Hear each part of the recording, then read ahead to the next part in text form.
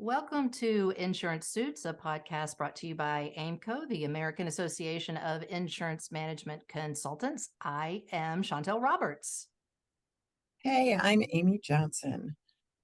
Amy, I thought you could introduce our guest today, Rick Hammond. Awesome. Thank you. Our guest today on the podcast is Rick Hammond, who I have known for over 20 years now.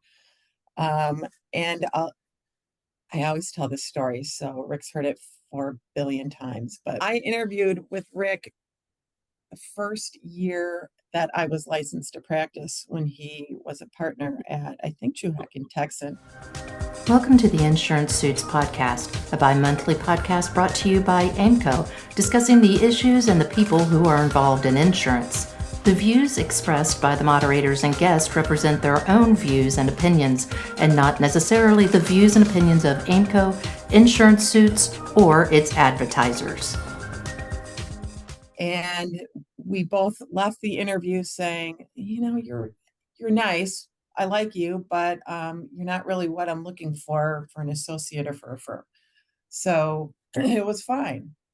7 years later, I go in-house as a director of property and casualty claims at an insurance company. And Rick is was one of the attorneys who we used for first-party property and fraud claims.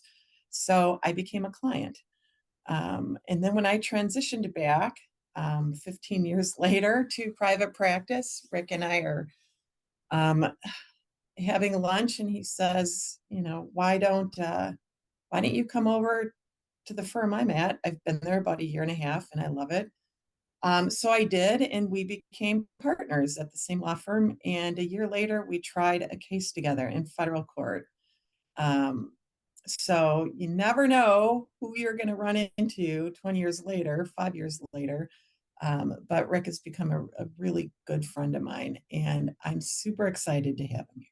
So can we just sit here and just talk about Rick without Rick ever talking at all in this? No, that won't happen. Okay, so I want to tell about how I met Rick then, since you talked about how you met. And I think that this is actually a really good example of the people who are in AIMCO and the kind or the caliber of people that we have.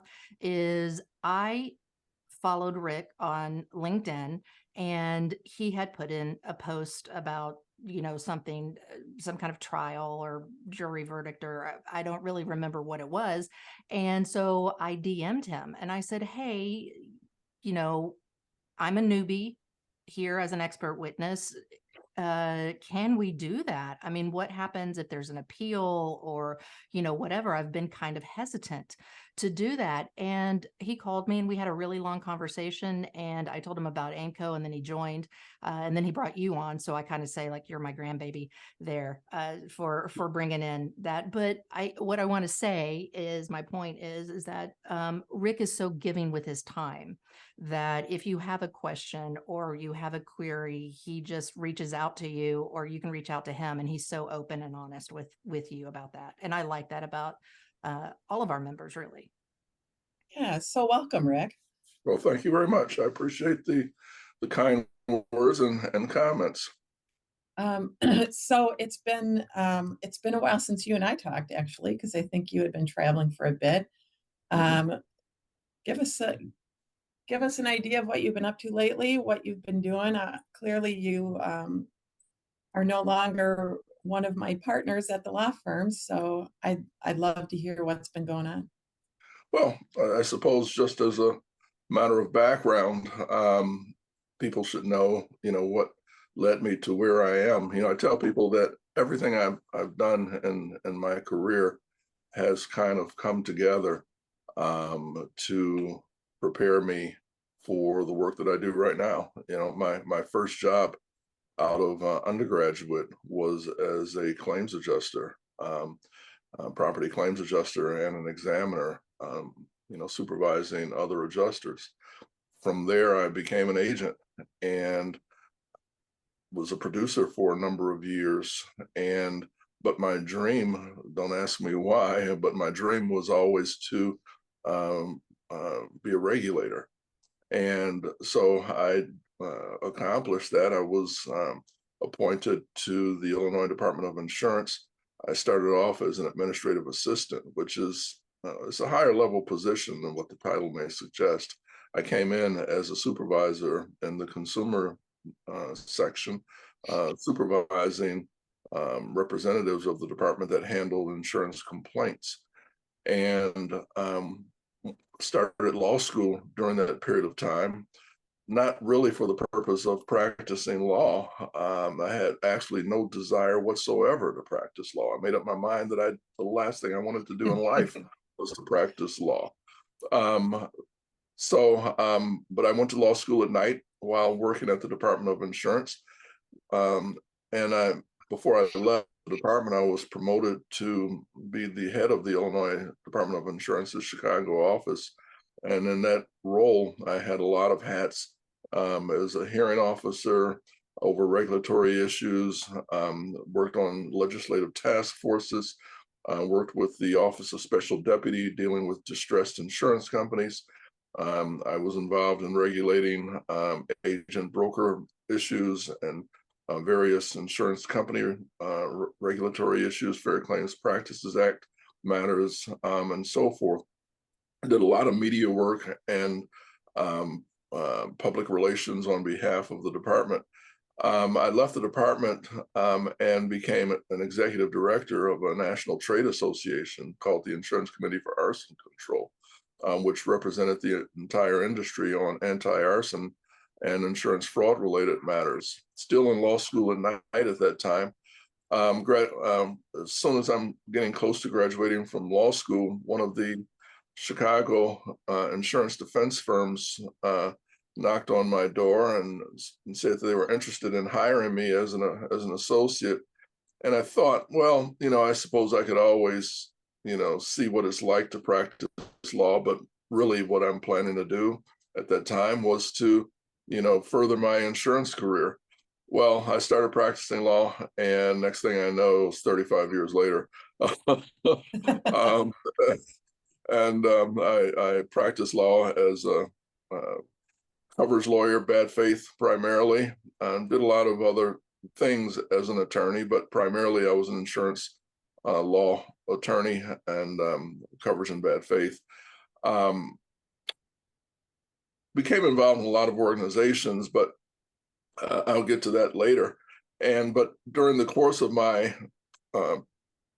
career as practicing law, people start calling me, asking me to serve as an expert witness.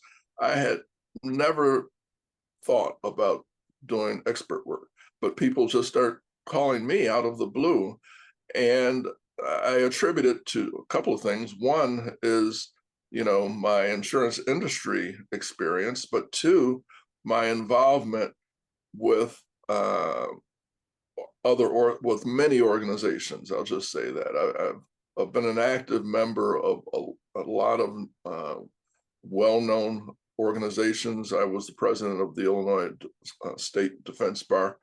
And so my involvement in all of these organizations, which are national and international in scope, caused me to meet a lot of people and for a lot of people to get to know me. And as a result of that, I think people start seeing the background that I had in insurance and saw that I could help them as an expert witness.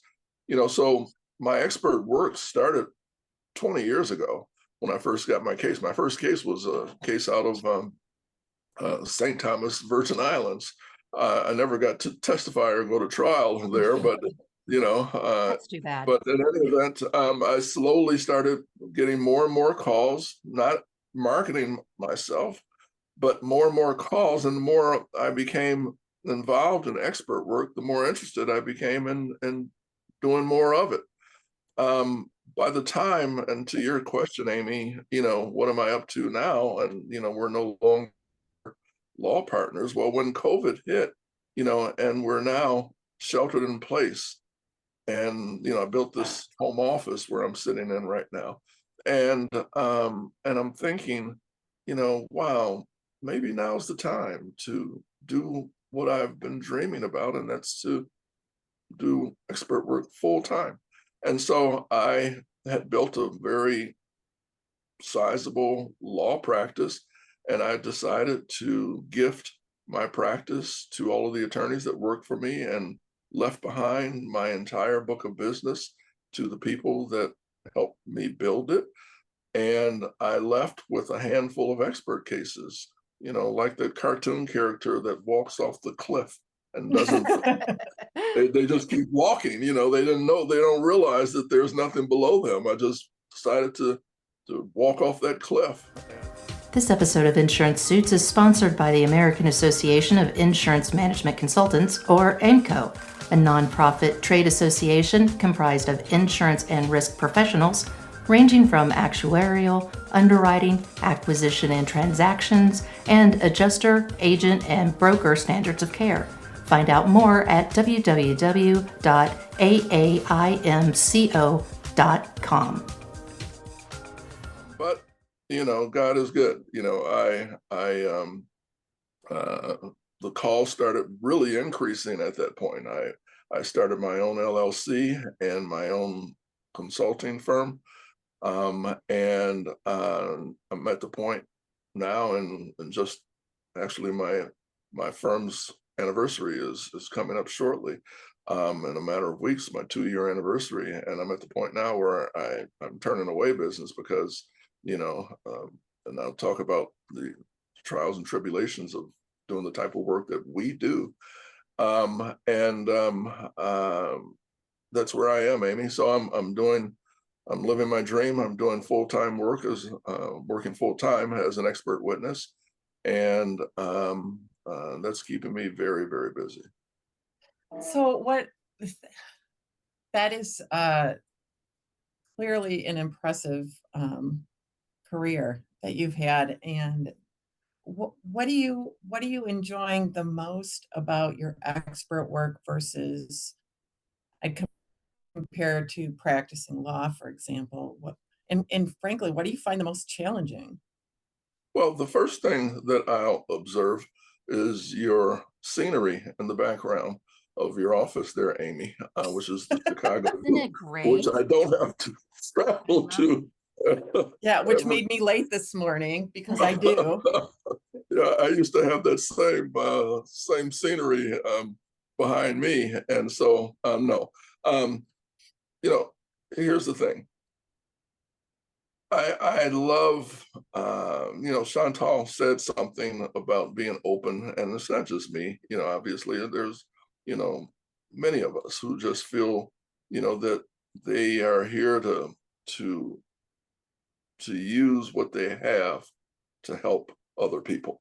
I don't believe that we were put on this earth to, keep it all. And I mean, what's the point? Like I tell people, you can only wear so many watches, you can only drive so many cars. I mean, at a certain point, you ask yourself, well, what do I have all of this information and knowledge for? What am I to do with it?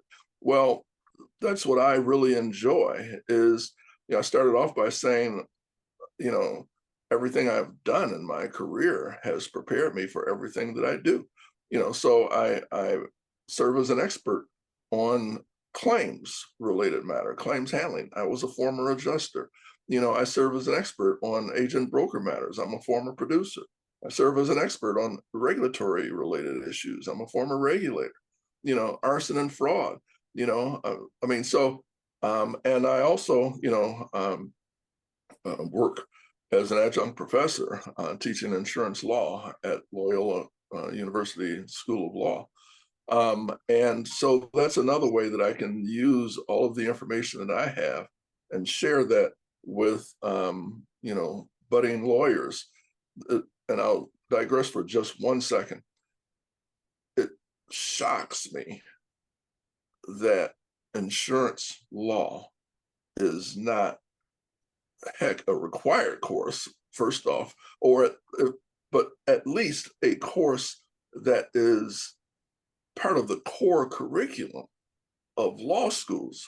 Everything a lawyer does, I don't care, particularly if you're practicing in the civil realm, you can't practice law as a civil defense attorney or as a civil plaintiff's attorney without having some insurance knowledge. You'll get yourself in deep trouble without having that background. So, but Can that's we just talk another about that? area that I focus Well, on. but even Yeah. even as a practicing lawyer, just knowing what your own E&O coverage does and how it Yes, impacts, and yeah, knowing when you're representing, even doing just general practice work, real estate. I mean, insurance is involved in every component of the practice of law to some degree, don't you think? yeah, exactly.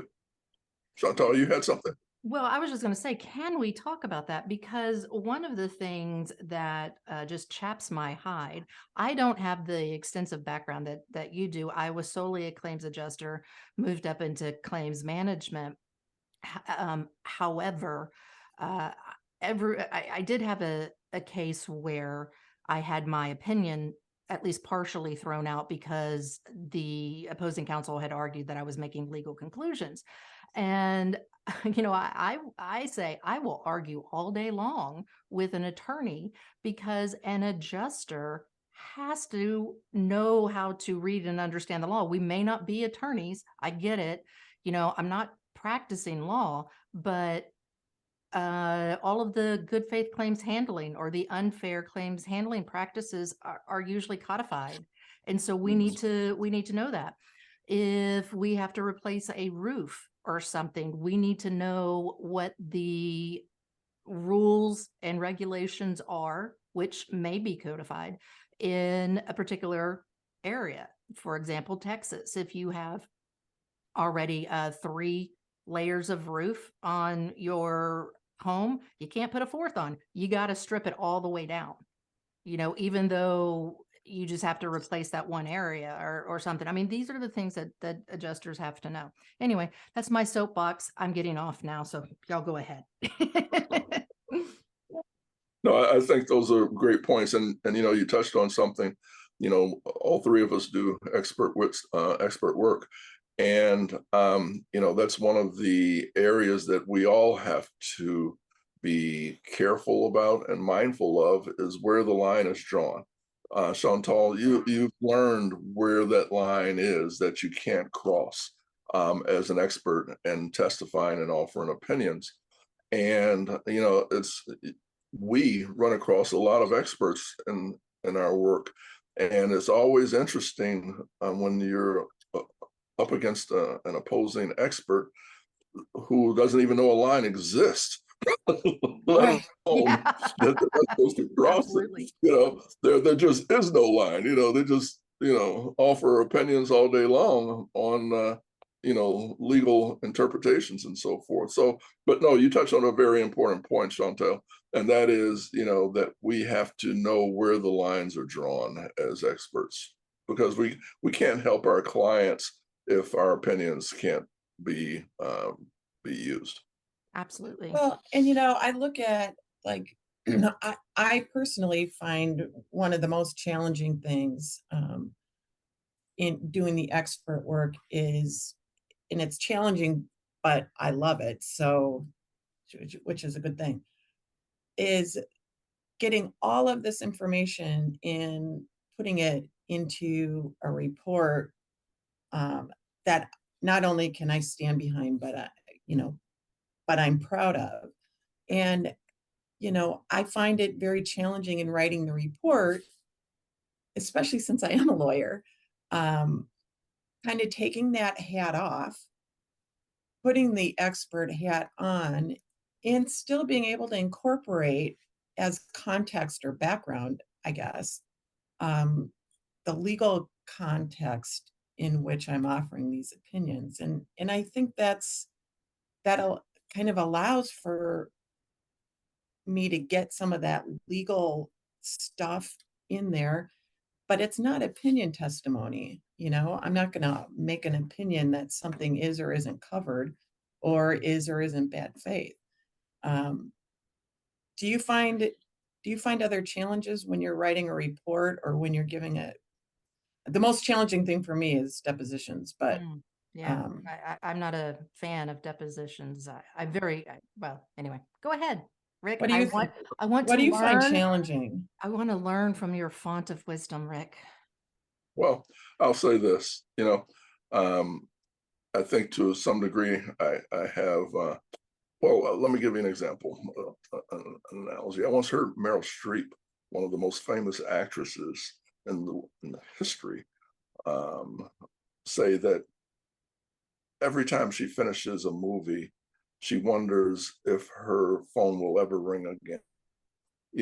She has that, I think, Great quote.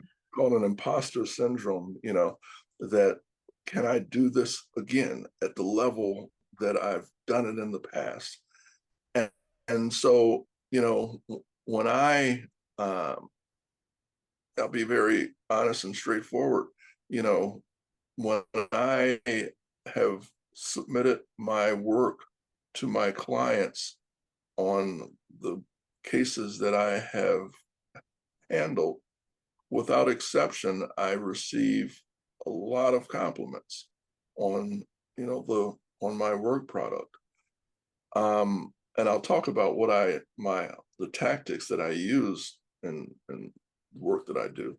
But the point I'm making is that when I receive a brand new file, then I have that Meryl Streep feel.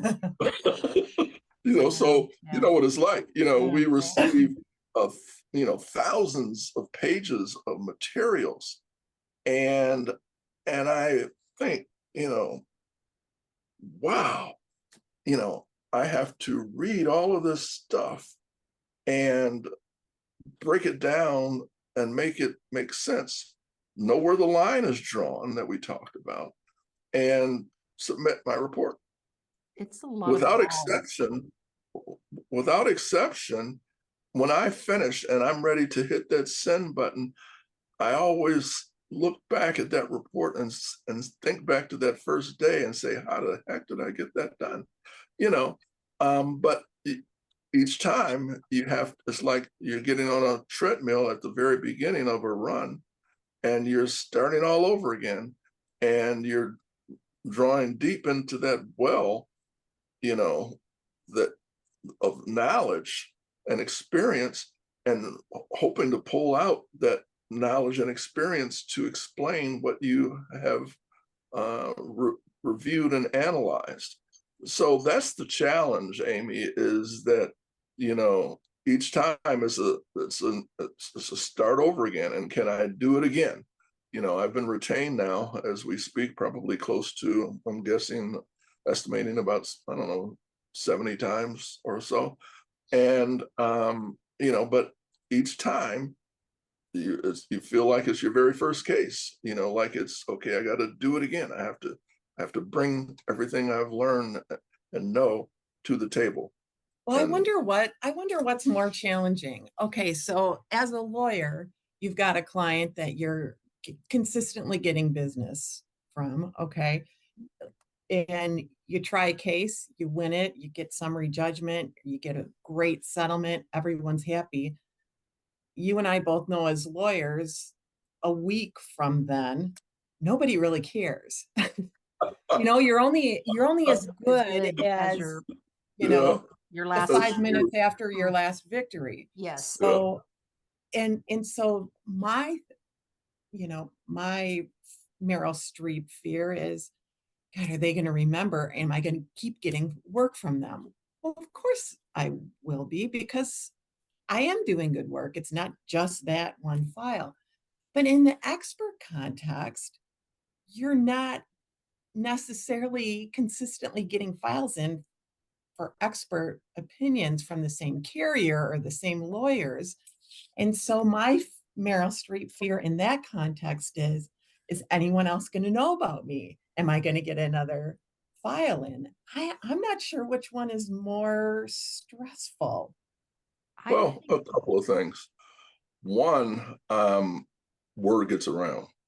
When I was in law school, one of the law professors told the students and clearly, I say I'll always remember, clearly I do, that, I went to law school in Chicago, and he said, Chicago is a small legal community.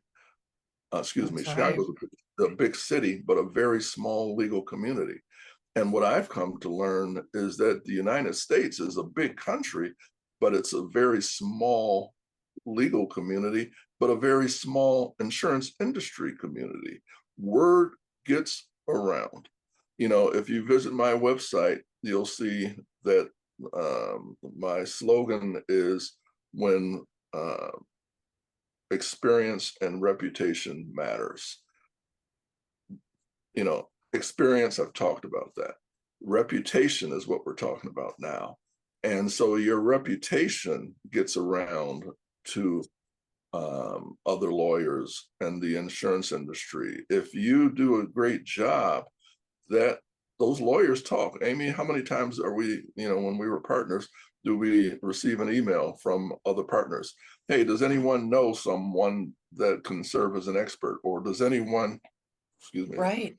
or does anyone know this attorney? What do you think about him or her? Does it, so the word gets around, and it gets around fast from an expert perspective. So, and I don't know about you two, but my belief and observation is that there are more cases than there are qualified experts.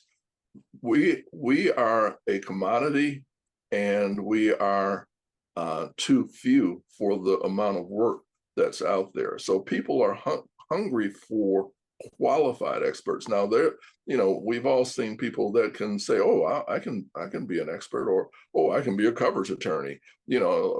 Mr. or Ms. Real Estate Attorney, yeah, I can be a coverage attorney. Just give me that file and watch me screw it up. So word does get around, and there's a lot of work out there. But number two, Amy, to your point, here's the challenge, and here's the biggest distinction of all. When you are an attorney and you try cases, you have a team behind the scenes that's helping you. You have from the mailroom who's copying stuff and getting stuff prepared and collating. You have your secretary and paralegals who are doing all the scheduling, who's doing this, that, and the other. You have associates who are doing legal research and abstracting and doing a lot of behind the scenes work. You might even have a partner who's going to cross-examine or direct exam certain witnesses. You have all of these resources. You have an IT department. You have a marketing department. You have a big conglomerate working for you. The team that I have is who you see on the screen. Right. And so now that doesn't mean, of course, I have a office, location. I have, an IT company that I third party with. I have things of that nature behind the scene, but experts, generally speaking, don't have the same level of resources. So when we receive those thousands of pages of materials, we have to review 1,000 pages of materials, and we have to sit at a computer and knock out a report. So that's where the challenge is. And that's where, by the way, you heard me start off by saying that I've been turning away business. You have to know where and when to turn off the spigot, and know that you have, enough to keep you busy and to be able to do a quality job, but not too much that you're going to be cutting corners. And I don't believe in cutting corners. CMR Consulting proudly sponsors the video recording of insurance suits. You now have a choice of watching or listening to the podcast. Go to YouTube and search for Chantel Roberts or CMR Consulting. Well, you brought up a really good point, and mentioning that you've got a lot of work. A lot of other experts have a lot of work, and that there's more work to go than there are experts. Do you think that's from increased insurance litigation over the years, or do you think that is related to, you know, policyholder lawyers being more sophisticated, a combination of both, or some other factor that, because I don't remember 20 years ago when we were practicing that, you know, you didn't always have a whole lot of discovery and you didn't always retain experts. And, you know, we didn't do it as frequently, but we're certainly doing it a lot more now. That's a great observation, great question. I don't know if I know the answer. I think it is a multifaceted. You know, 20, 30 years ago, we didn't have the internet. And, you know, so lawyers weren't as sophisticated and quick to learn. You know, you now can take a real estate lawyer who can quickly learn by technology, and it's available just on Google, you know, Right. how to draft a bad faith complaint, you know, what to ask for in discovery, things of that nature, you know. So we're now in an age of technology that we can learn things a lot faster. And so I think that it has created more bad faith litigation today than you know, 20, 30 years ago. Two, I think it's jurisdictional related. You know, I'm licensed in Illinois, where, you know, there's a cap on bad faith. Actually, we have no technical bad faith in Illinois. We have vexatious, you know, vexatious conducts statute for limited recovery against a carrier. You go to other states where it's an open sky. So I do think it's jurisdictional in nature, but even with that, 20 years ago, I don't think even states right now that are, you know, hot states for bad faith were as hot 20 years ago as they are today. I'll say one other thing though. Technology is causing attorneys on the policyholder side, I think, to have dialogue of ways to attack.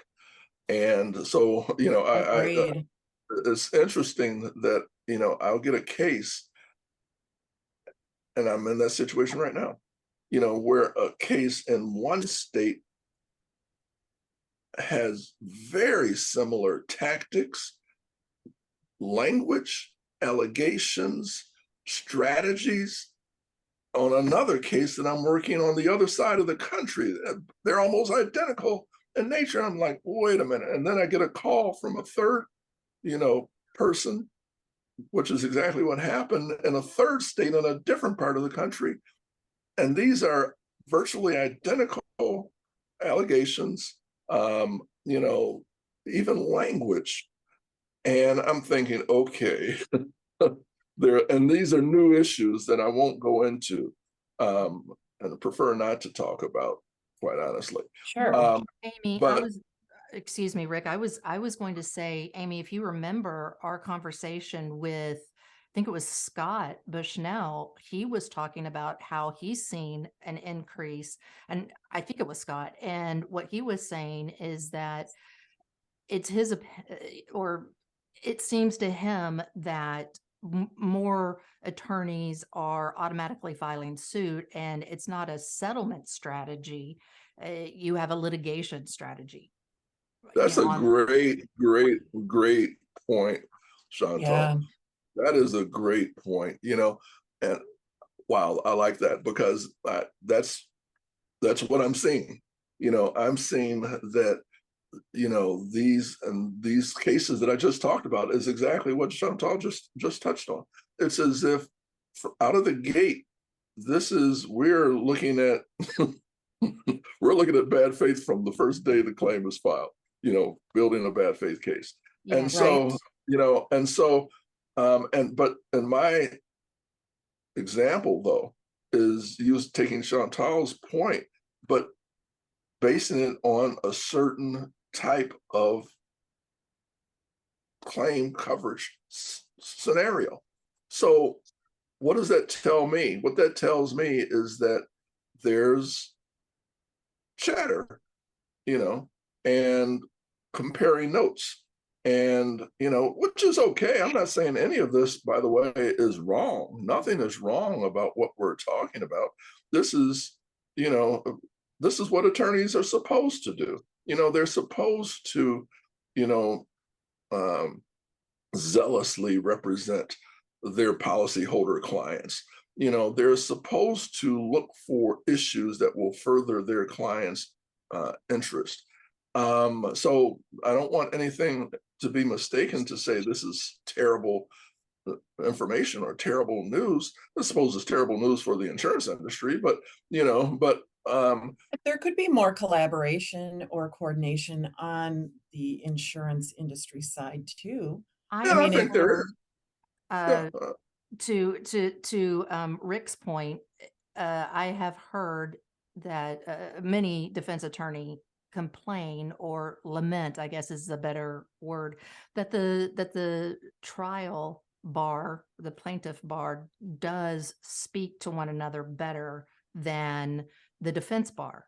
And what this attorney was opining was, yes, there's a lot of work to go around, even for the defense, but it's just like we're so closely guarding our secrets that we don't want to share, to the detriment of our clients. And that is one of the reasons why it has taken the insurer so long to respond to the reptile theory, for example, and to know how to handle that. I mean, all of the trial attorneys spoke to one another after reading the book, and they all were like, woo, we know how to do it now.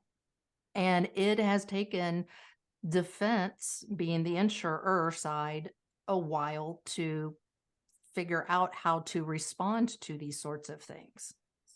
I think there's, a level of truth to what you're saying, Chantal. And that has is something I think that has been commented on, that I've heard over the years, is that, policyholder lawyers have a better, not relationship, but a better, more open to talking to one another. But I will say that, to Amy's point, as an expert, obviously, I don't only serve as an expert on the defense side. I serve as an expert on both sides of the fence. That's number one. Number two, the defense bar does have its organizations that are designed for sharing information and collaborating. And I think they do an excellent job. But I think that defense lawyers, I've never seen any statistics on this, but I wonder whether defense lawyers are less involved in defense organizations than plaintiffs' lawyers are involved in the plaintiffs' bar associations.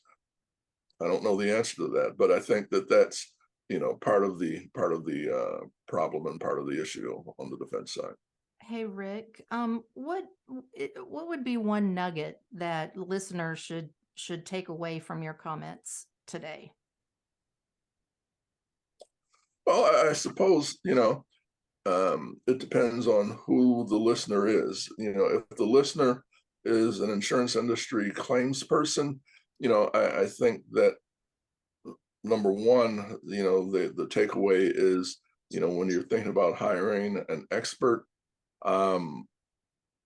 do your due diligence and know that,